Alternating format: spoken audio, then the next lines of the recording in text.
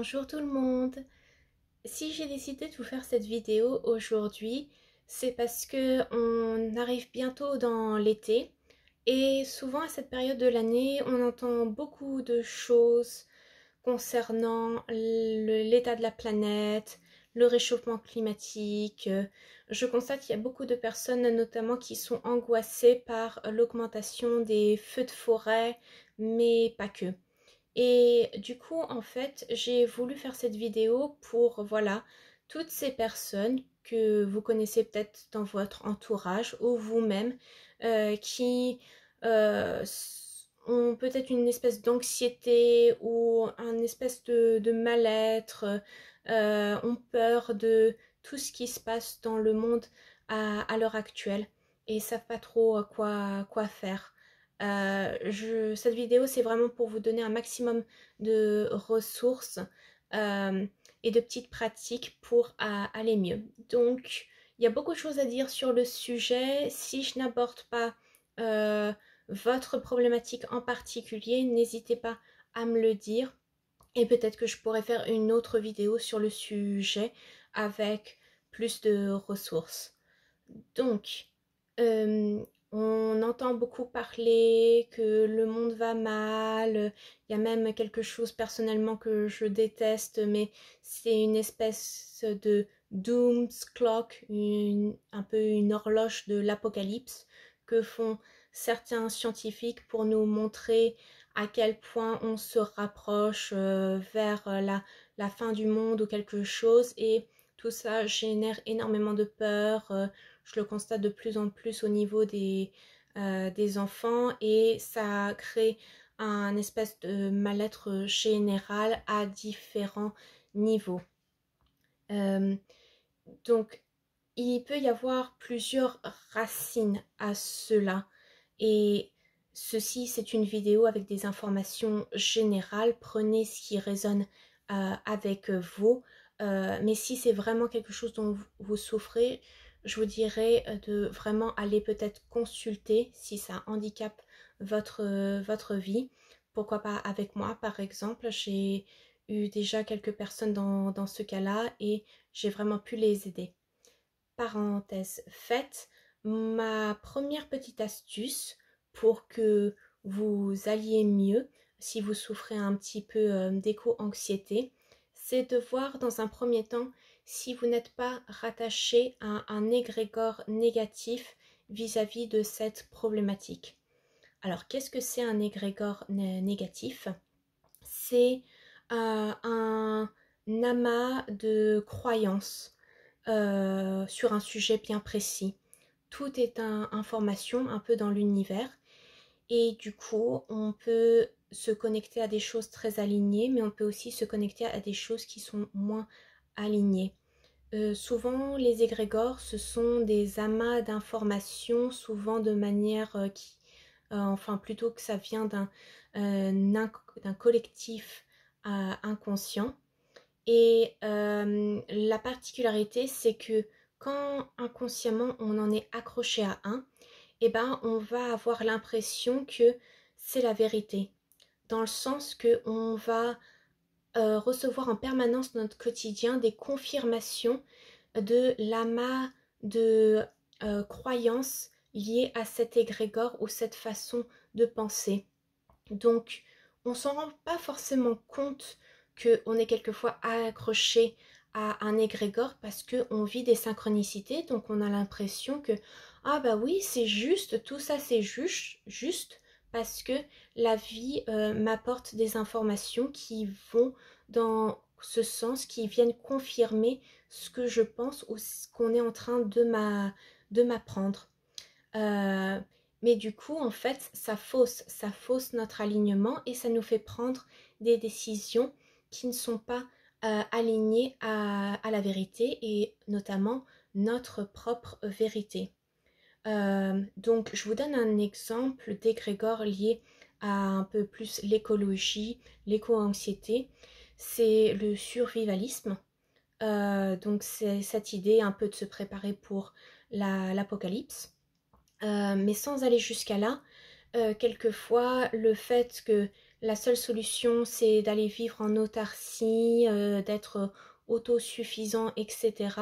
Tout ça, à certaines échelles, ce sont des égrégores négatifs qui peuvent vous impacter et vous faire prendre des mauvaises décisions.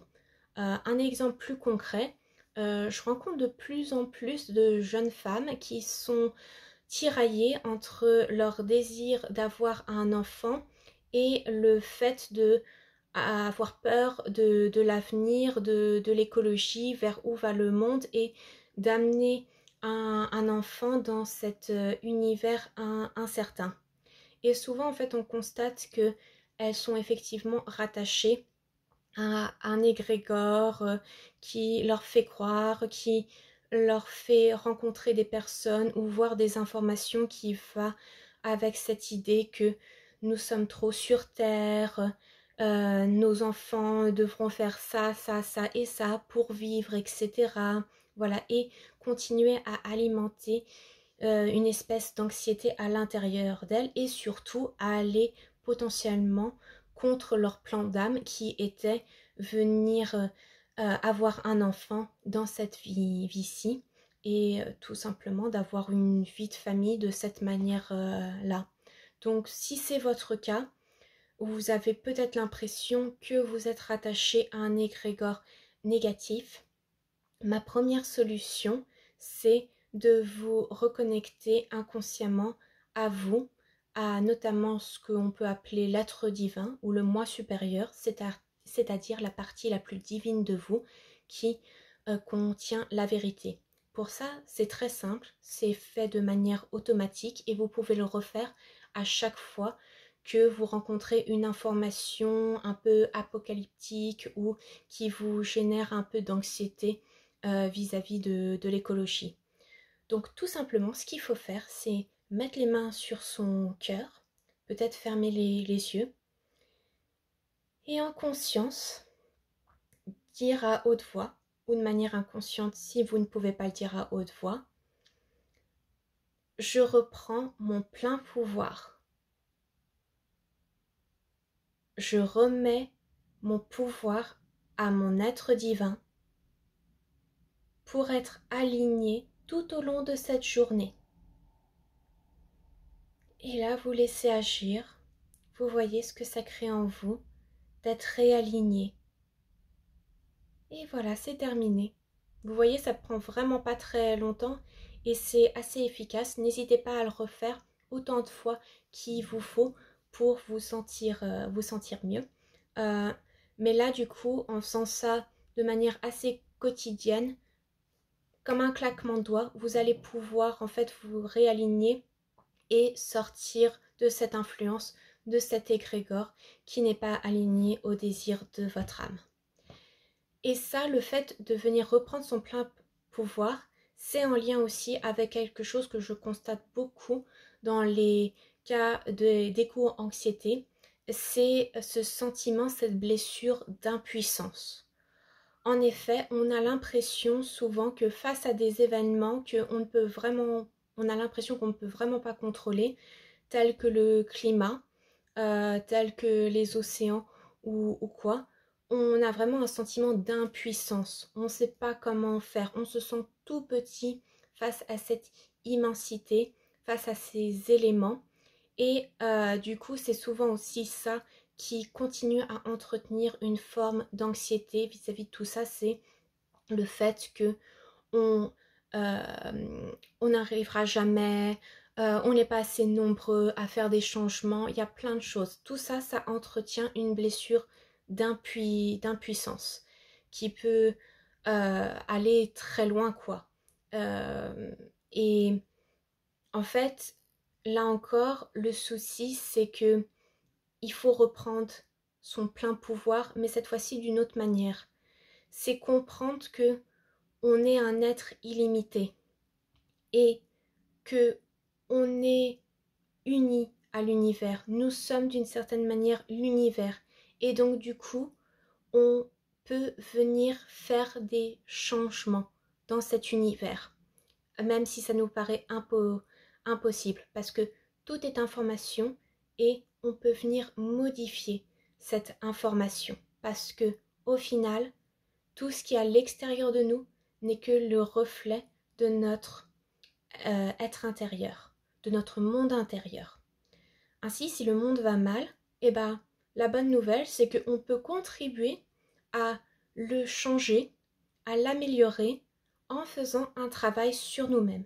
Et ça passe en partie par récupérer son pouvoir illimité et de comprendre que, bah, oui, on fait des choses dans la matière, mais il faut d'abord changer notre façon de vibrer les choses. Parce que là, on part sur la loi de l'attraction. La loi de l'attraction, ce qu'elle nous dit, c'est que on attire à nous ce qu'on émet. Et donc, ainsi, si vous êtes très focalisé sur le fait que le monde va mal, les changements n'arrivent pas assez vite, etc., et que vous émettez cette anxiété vis-à-vis de la planète, du réchauffement climatique, etc., et bah inconsciemment, désolé de vous le dire, mais vous êtes en train de faire un peu de l'auto-sabotage vis-à-vis de vos actions. Et du coup, en fait, bah, c'est pas grave, il faut tout simplement venir ajuster sa fréquence, venir ajuster, moins se concentrer sur le négatif et plus se concentrer sur le positif. Et c'est-à-dire, qu'est-ce que vous voulez pour ce monde? Qu'est-ce que vous aimeriez qu'il se passe? Je pense qu'on est tous d'accord pour dire que on veut un monde dans lequel le climat aille bien, que, en tout cas c'est ce que personnellement moi j'aimerais, que l'homme vive en harmonie avec la nature, que voilà, il n'y ait plus de problèmes. Et dans mon quotidien, j'essaye de voilà, être focalisée sur ceci. Si j'entends une information qui peut-être me perturbe un peu sur l'état du monde à l'heure actuelle, eh ben, je fais le switch, je fais sur ah, qu'est-ce que j'aimerais vivre à la place de cette expérience? J'aimerais vivre plus d'amour, j'aimerais vivre, comme je l'ai dit, plus d'harmonie, euh, plus de co-création. Et je me focalise plutôt sur ça. Ainsi, je rencontre moins d'effets négatifs vis-à-vis du changement climatique ou autre, mais surtout, j'aide à attirer, à aller dans une ligne du temps où euh, on va dire que l'histoire de l'humanité et l'histoire du monde, de la Terre, a une fin heureuse. Du coup, par rapport à ce que je vous disais, je suis dans ma pleine puissance. Je retrouve cette capacité à être un être illimité et du coup, je ne suis pas en train de vivre constamment une blessure d'impuissance. Et je pense véritablement que cet effet d'auto-sabotage, c'est aussi quelque chose sur lequel vous pouvez un peu agir au quotidien. Euh, Parce que il en faut pas grand-chose et comme ça, vous pouvez en fait allier, euh, faire quelque chose de physique, faire peut-être un changement physique et en même temps faire un changement interne et encore une fois un changement vibratoire. Je m'explique. Euh, un truc que je fais, c'est je fais mon compost. Mon compost, et voilà, je sais que c'est un bon petit geste pour l'environnement, etc. Mais à chaque fois que je vais pour mettre quelque chose sur mon compost, je mets l'intention de transmuter les énergies négatives liées à la terre au travers de ce compost. Ainsi, je permet à mettre une fréquence où je ne sais pas véritablement quoi, mais je sais que quelque chose est en train de se transformer et je contribue à la transformation d'un nouveau monde. Parce que c'est ça aussi qui arrive quelquefois, c'est qu'on parle beaucoup de solutions, trouver des solutions. Et quelquefois, oui, on trouve des solutions, mais quelquefois, on a l'impression qu'il n'y en a pas. Et c'est quelquefois, dans l'éco-anxiété, on a l'impression d'essayer de trouver des solutions avec notre mental, alors qu'il faudrait venir les trouver avec le cœur. Et quelquefois, c'est ok de se dire que là, tout de suite, dans l'immédiat, j'ai pas la solution. Mais je mets mon intention que la solution se trouve de la meilleure manière qui soit. Ainsi, à nouveau, je retrouve mon plein pouvoir et je m'ouvre au champ des possibles. Moi, à l'heure actuelle, j'ai pas la solution de comment on va faire. Mais je sais que euh, je mets cette énergie dans l'univers que une solution sera trouvée. Et ça sera juste, ça sera aligné et je pense même qu'elle me surprendra, cette solution. Donc voilà, c'était mon autre conseil. Si on doit résumer les choses, concentrez-vous sur le positif, concentrez-vous à attirer des solutions, arrêtez de vous concentrer sur sur ce qui ne va pas. Euh, Faites des actions en conscience. Et puis voilà, il n'y a plus qu'à. Je vous souhaite une excellente journée. Au revoir.